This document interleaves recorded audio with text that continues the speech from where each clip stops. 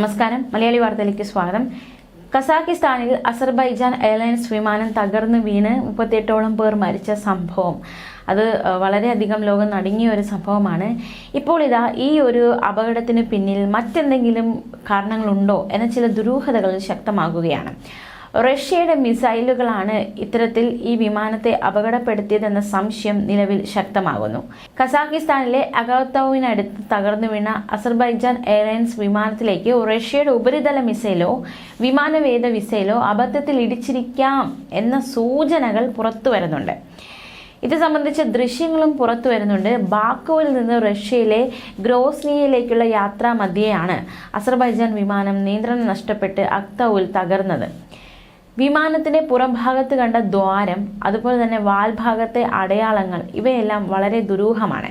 ഇത് സംബന്ധിച്ച വീഡിയോ സഹിതമാണ് സംഭവത്തിന് പിന്നിൽ റഷ്യൻ മിസൈൽ ആക്രമണമാകാമെന്ന വാർത്താ ഏജൻസി റിപ്പോർട്ടുകൾ പുറത്തുവരുന്നത്. വിമാനത്തിന്റെ ബോഡിയിൽ ഒന്നിലധികം വലിയ ദ്വാരങ്ങളുണ്ട്.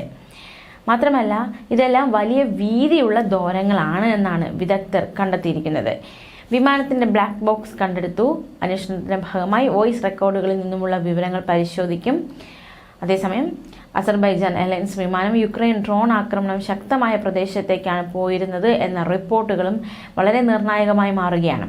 ഇത്തരം മിസൈലുകളുടെ ആക്രമണത്തിൽ തകർന്ന മറ്റ് സിവിലിയൻ സൈനിക വിമാനങ്ങളിലും സമാനമായ ദ്വാരങ്ങൾ കണ്ടിരുന്നു.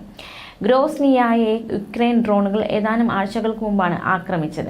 ഇതോടെ ഇവിടെ നിലയുറപ്പിച്ചിരുന്ന റഷ്യൻ വ്യോമ പ്രതിരോധ സംവിധാനം അസർബൈജാൻ എയർലൈൻസ് വിമാനത്തെ ഡ്രോണെന്നാണെന്ന് തെറ്റിദ്ധരിച്ച് ഉന്നമിട്ടതാകാമെന്ന റിപ്പോർട്ടുകളും പുറത്തു വരുന്നുണ്ട്. പക്ഷേ സംഭവത്തിന് പിന്നിൽ മിസൈൽ ആക്രമണമാണെന്ന തരത്തിലുള്ള വാർത്തകളെ അപലപിച്ചു റഷ്യയും രംഗത്ത് വന്നിട്ടുണ്ട്. അന്വേഷണം പുരോഗമിക്കുകയാണ്. റിപ്പോർട്ടുകൾക്കായി കാത്തിരിക്കണമെന്നാണ് ക്രെംലിൻ വക്താവ് ദിമിത്രി പെസ്കോവ് തുറന്നടിച്ചത്. എന്തായാലും ഈ അപകടത്തിനോടനുബന്ധിച്ച് രാജ്യത്ത് ഒരു ദിവസത്തെ ദുഃഖാചരണം പ്രഖ്യാപിച്ചിട്ടുണ്ട്. അസർബൈജാൻ പ്രസിഡന്റ് ഇൽഹാം അലിയേവ് മുൻ സോവിയറ്റ് രാജ്യങ്ങളുടെ കൂട്ടായ്മയായ കോമൺവെൽത്ത് ഓഫ് ഇൻഡിപെൻഡന്റ് സ്റ്റേറ്റ്സിന്റെ ഉച്ചകോടിയുടെ ഭാഗമായി നടത്തേണ്ടിയിരുന്ന റഷ്യൻ സന്ദർശനം അടക്കം റദ്ദാക്കിക്കൊണ്ടുള്ള നടപടിയിലേക്ക് കടന്നിട്ടുണ്ട്. ബക്കുവിൽ നിന്ന് റഷ്യയിലെ ഗ്രോസ്നിയയിലേക്ക് പുറപ്പെട്ട വിമാനമായിരുന്നു തകർന്നത്. 67 യാത്രക്കാരും 5 ജീവനക്കാരും വിമാനത്തിലുണ്ടായിരുന്നു. 38ഓളം പേരാണ് മരിച്ചത്.